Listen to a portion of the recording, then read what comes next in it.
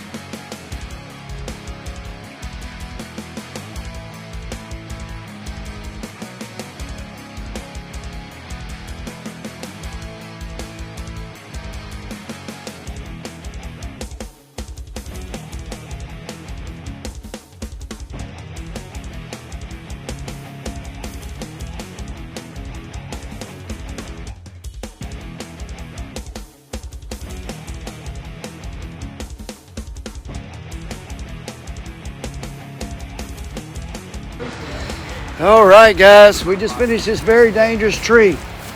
So what'd you think, Robert? It was dangerous, but it went nice and smooth for what it was. Kinda went smooth, except for all the hydraulic lines we kept breaking. All that moss was kind of rough. Very mossy tree. Yes, it was. It was very dangerous. Power lines, houses, hill.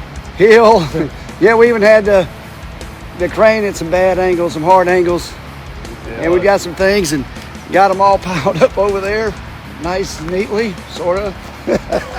Neat as it can be in but man, so what you think, brother? Man, I appreciate it. I appreciate it. And you pretty much nobody would do it, huh? Yeah, I called a few people, and 90% of them said, well, you either got to call whoever else it was and all about trees. So I was like, I guess all about trees is who I'm going to call. It was a dangerous. Hey, that robot tree crane's the only way to go. Yeah, that thing makes it nice, man. I'm glad everything.